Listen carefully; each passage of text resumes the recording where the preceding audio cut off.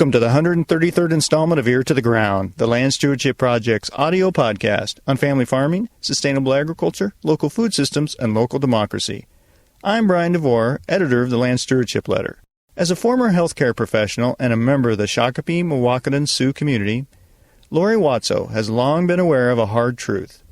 When it comes to chronic health conditions, Native Americans, like many minority populations, are disproportionately affected. That's why the registered nurse dedicated herself early on to community health education. A few years ago, Watso took this work further by making a connection between long-term health and food.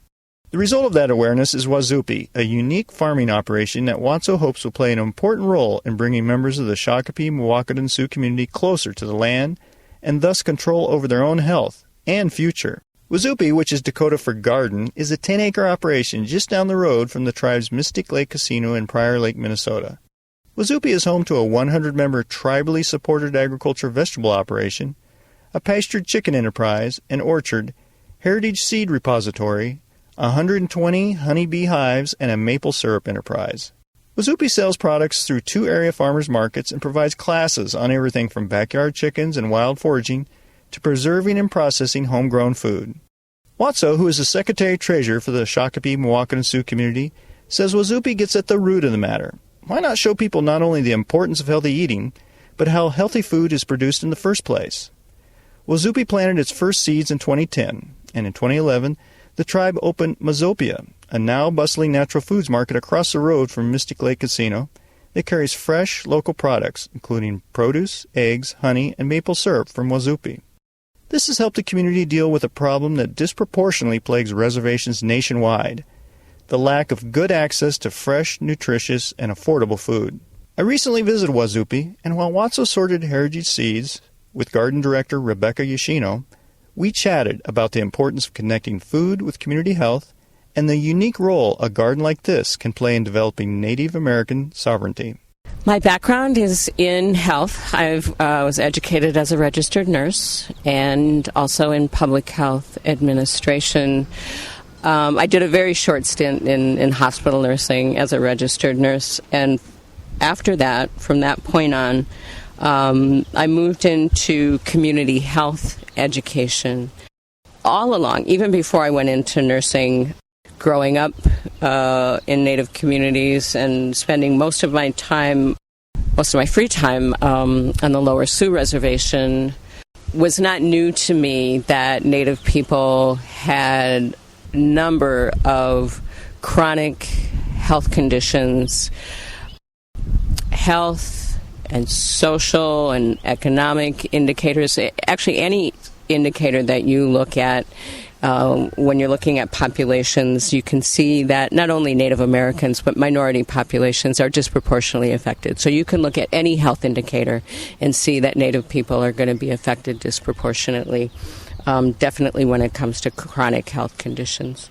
Always wanted to be a part of addressing health concerns for Native people. So once I got into community health education, from that point until now, all of my work has been with Native communities, either locally, regionally, or nationally. I served as the Secretary-Treasurer here in our community from 2000 to 2004. And when I left that, I went to California to live for a little while.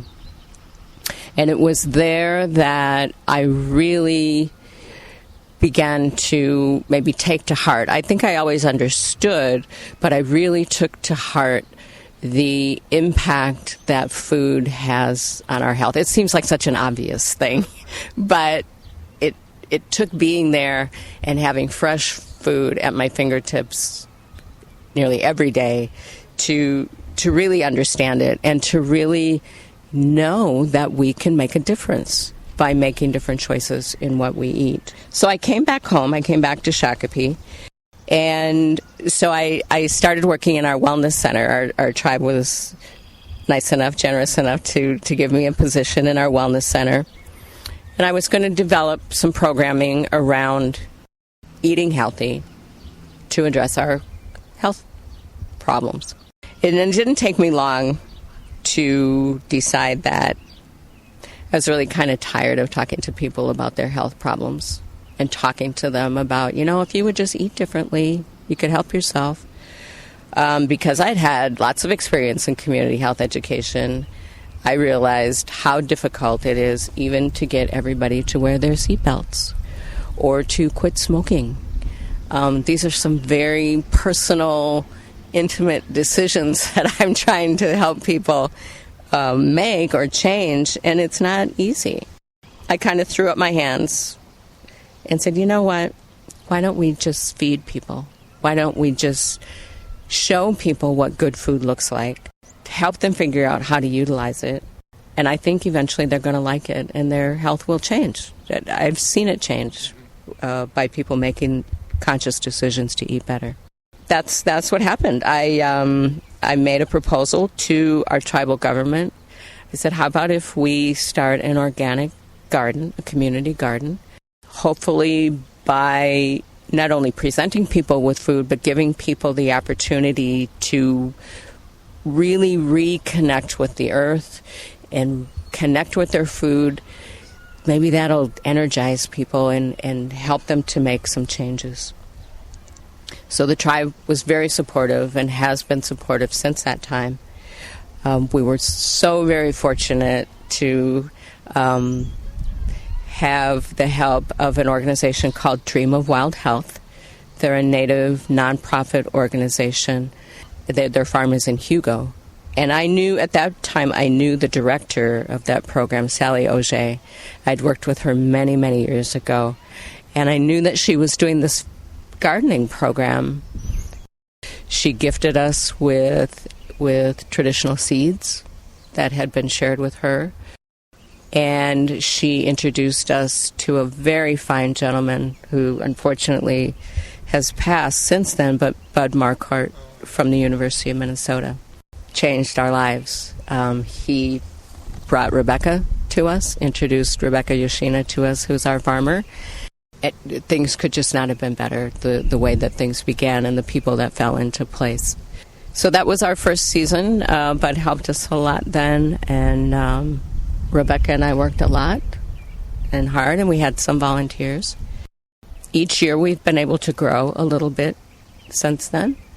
We went from about 1.5 acres to about 5 acres, and now this year we're added another site a couple miles away, but we're looking to grow into a new site. One thing I think is important to note is when you first kind of were making that connection to eating healthy and people's health, which, like you said, seems like a no-brainer now, but that's not always an automatic connection. There's a couple of ways that could have been approached. This is an area like this could be considered a food desert where it's hard to find good, fresh produce that's affordable. So maybe you could have just set up a store where people could get that, or you could bring in produce from other farms for farmers markets. But it sounds like you really wanted to go back to square one and connect people to the land part of it and to the production end of it, and not just bring in food and help them eat healthier, but really go back to the roots of that a little bit. Yes, that really was my goal, was to help people reconnect with the land. This is our land. Native people have been here forever, and we're stewards of the land. Oftentimes, I don't think it's just a romantic kind of notion, but lots of times when people think about Native Americans, they think about how we were here first and how we did care for the land and how that's such an integral part of who we are and how we live with the land, with the animals, with the water. So I wanted to give people the opportunity to get their hands in the earth and perhaps reawaken that connection, because I think it is in our DNA. So to have that opportunity and then to see something pop out of the ground and then provide you with something, for me, is just so awe-inspiring. I'm just blown away by it over and over again, that I hope that would excite people and that they would become interested and then have that experience of tasting something really good and fresh. And I think even that gets things sparking inside, and maybe make that connection again. Can you talk a little bit about this? I had talked to Rebecca earlier about this whole idea of food sovereignty, how that bigger picture of, I guess, taking control of our lives a little bit and all that. Can you talk about that? It's kind of a new concept, I think, to a lot of people. And interestingly, food sovereignty, I think, is kind of a new concept. However, again, I'm amazed at how I did not make this connection earlier, or how I didn't realize or just even recognize that food sovereignty was a critical piece, a critical element in our survival and in our existence as Native people. Tribes and Native American people oftentimes will talk about our sovereignty. We are sovereign people. We're semi-sovereign, really, but so we are sovereign people, sovereign governments. We determine our membership. We determine what our government looks like. We determine our everyday activities and how we conduct ourselves, and that's our business. It's our sovereignty. So I remember one of the first times that I made a presentation to our tribal government about gardening and about an organic garden. I did talk about food sovereignty. I said, this is an element of our sovereignty to provide our own food and be responsible for that and have the ability to do that. And that notion has just grown and just solidified more in my mind.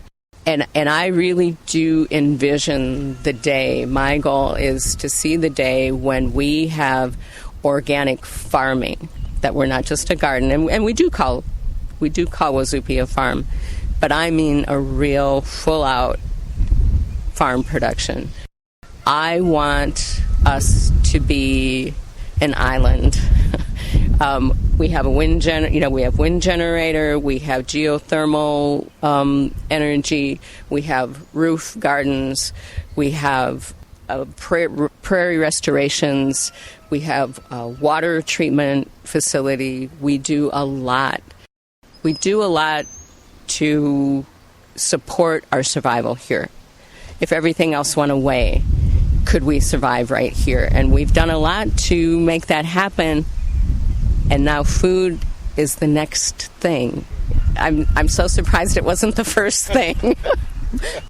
I think that we are slowly making inroads to our community members in helping them understand how food can impact their health. It's slow. It's not as fast as I would like. But the steps are happening. I think we're getting more TSA members. We getting more activity at our more activity at our natural food store. So it's slow. I wish that it would move faster, but we'll just keep chugging along. I've had community members. I got 20-year-olds who are having kids, and it's some of those folks who, and a little bit older, who are saying, you know what, I'm really glad that this is here and that my kids have the opportunity right from the get-go knowing what good food is. And it's so nice to have this here, to see it happening, to be able to either, be a part of the TSA or to go to the natural food store, because our produce from Wazupi goes to Mizopia, also to the natural food store. And to have that available, they're seeing as a good thing.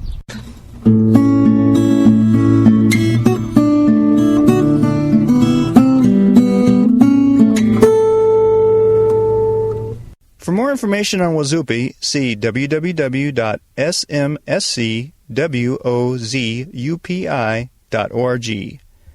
A recent Land Stewardship Letter article on the operation is at www.landstewardshipproject.org. It's in the number 2, 2013 edition of the LSL. If you have comments or suggestions about this podcast, contact Brian DeVore at bdevore@landstewardshipproject.org, or you can call 612-722-6377. Thanks to Laura Borgadell, Western Minnesota musician, for Ear to the Ground's theme music. And a special thank you to all of Land Stewardship Project's members who make initiatives such as this podcast possible. If you're not a member, visit landstewardshipproject.org to learn how you can support LSP. Thanks for listening.